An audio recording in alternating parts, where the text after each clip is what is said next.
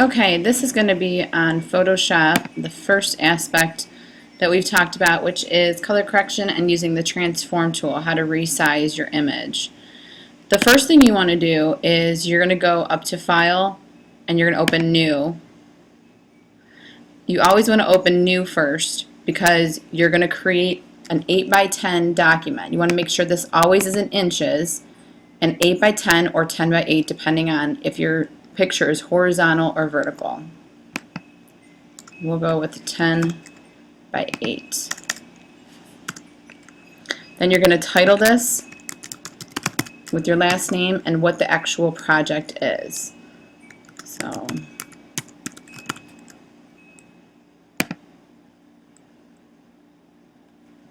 you can make this larger by clicking on the corner and bringing it out so you have a bigger viewing area. Now you're going to go up to File and Open and find the picture that you want to open that you would like to alter. Let's see. I'm going to go ahead and go with this one. This is a painting I did that I think needs to be lightened up. The colors just aren't right in the picture that I took. So we'll go ahead and change the colors in this. What you'll see is up here there's two little sections, two different sections of where I have two different pictures. I have my white one that I created that's an 8 by 10, and now I have my new one. I'm going to go ahead and separate these two so that I can click and drag this on over to my white screen. First I'm going to click on my arrow. This is your main toolbar that will change you to different tools. Up top there are options for that certain tool that you're on that you can change. So I'm going to click on the arrow, and now I'm going to click on my flower, and I'm going to click on it and drag it over to my white screen. It should show up very large if you're taking your pictures at a high resolution. I'm going to click on it and drag it down so I can get to the corner of it. Now I'm going to go and I want to change the size of it. I want to transform it. That's what it's called in Photoshop. So if you go to Edit, you can go down to Transform, and you can go to Scale. You can also rotate it, skew it, distort it, perspective, warp, rotate it 180 degrees, flip it. There's lots of different things you can do. So you can always find those right here within Transform. But at this time we're just going to scale it. You'll see your little square show up that you're probably used to seeing. I always click on Shift and then click so that it does not alter the image itself. And then you have to keep clicking on it and dragging it back up. Sometimes it takes a little bit of time for it to catch up with you. But you have to actually click on the corner, hit Shift, click, and then make it go down. You don't want it to go off of the screen because if it does, you'll lose it. So then I click on it, I move it back up to the corner so I can see it. Click Shift, transform it down. Depending on how big your picture is, you might have to do this quite a few times. Once you're happy with where it's at, you'll see put it in the middle of the screen where you'd like it to be. When you're ready for it to be done, this is the one thing people forget, is to hit Enter. You just hit Enter and it'll finalize it for you. Okay, now we can move on and go on to color correction. So that's transform very easily, very easy. So I'm going to go up to first of all, in my layers. Your layers is usually down here where you see my picture, but I'm going to go ahead and I moved mine over so you could see it. I'm going to click on my background. I'm going to unlock this. I typically don't do much on my background because it's just in the background. You want it to stay back there. I keep it solid white. If I want to create anything new, I always create a new layer. I'm going to click on the layer that actually has my picture on it. Here you're going to see there's two eyes in my layers here. The one eye, well, if I click on it, it's going to hide whatever that picture was that I just was showing. If I click back on the eye, my picture will reappear. It's nice to see that when you're working in multiple layers. For this one, we're not working in multiple layers, but you get the idea. On and off. If you were on this layer, it would hide the white background. And there's no reason to hide that. It just is the white background. Kind of keeps it simple for us. Now we're going to do some color corrections. So I go up to Image and Adjustments, and now I have all these different things I can do with my picture. This is just a matter of playing around. So we'll go with the first one, brightness and contrast. It'll always show you on your picture what you're doing. Within each section of color correction, there are different notches where you can move it up and down. So we're going to go ahead and play with the brightness and we'll play with the contrast. They always work side by side, so you want to see what works best for your picture. And I don't know that the brightness and contrast are going to work for my picture. I have one side that's really bright and one side that's really dark. So I'm not going to alter that too much there. I'm going to go back into adjustments. We're going to go into the levels and play with the different levels. This plays with the different mediums and highs and lows throughout the whole picture.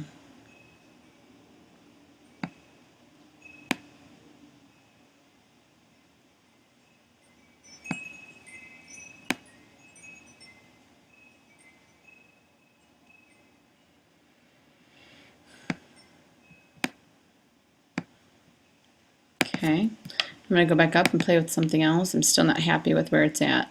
The curves, you can play with the curves too.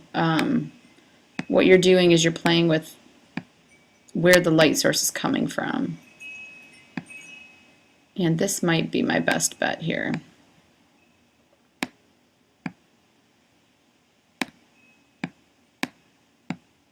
So the top side is going to give me the brighter, and if I bring it down low, it's going to give me the darkers, which is kind of what I'm looking for, but I also want to stay a little bit lighter too.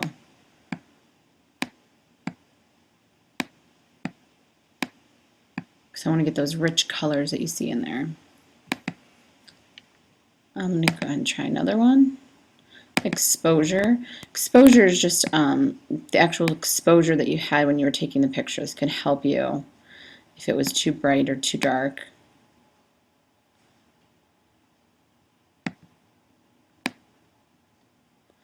And see, that's really nice for the darks. It got a little too dark. I'm going to keep it and see if I can then brighten it. That middle one looks really good. Okay, image adjustments, vibrance now we're at. Now this could make a picture, give it that old-fashioned look if you really wanted to. I'm really not going for that here. I'm trying to get my brights in my picture more than anything, so I'm going to skip that one myself. Hue and saturation. This will allow you to play with the different colors within the picture and alter them. Again, I'm not quite looking for that, but you never know what you can get, so I kind of play with everything. So I'm going to cancel that one. Image adjustments, color balance. Again, it's going to play with the colors again for you. A lot of these things do the same thing, but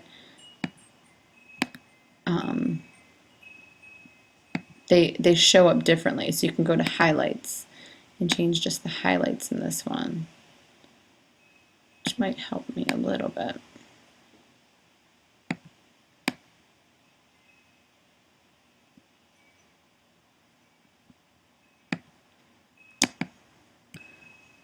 And so keep playing around with all of these. You can change a picture to black and white. When you go to black and white though, you still need to have contrast, like show dark darks, light lights. So I want you to really go through and play with the actual tones within the black and white itself.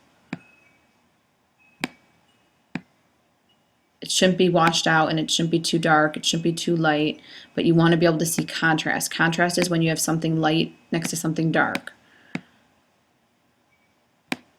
You want to be able to see that in a black and white photo to make it successful. Okay, I'm going to cancel that because I don't want a black and white photo. Let's see, other ones. Another one is the color select, which is pretty nice, and that one will allow you to choose the color that you want to change. And then, so say my reds, if you look at just my reds, you'll see that the reds will change within the picture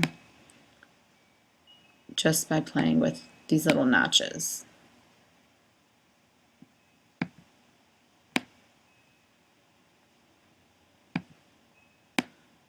And then I can go up here and I can change into my yellows and change the actual yellows.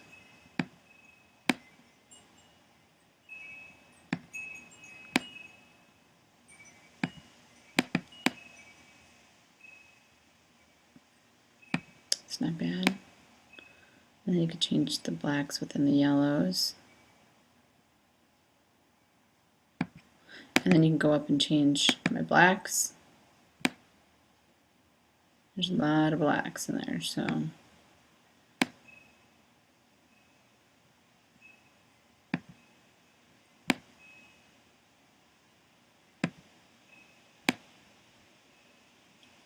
Looks pretty cool. Not the effect I'm going for, but sometimes you can achieve really cool things and you're not even trying. All right, first I hit OK. What I recommend is that you keep playing around with these until you're happy with your actual photo. I still want to go back through and I might try and just play with just the darks within here and the brightness over in here and the green up here. I want to get that out. This picture in the middle looks really nice, so I'm happy with that, but I'm still trying to adjust the sides. So I would keep going through until I'm completely 100% happy with my photo with the color correct. And this wraps up our color correct.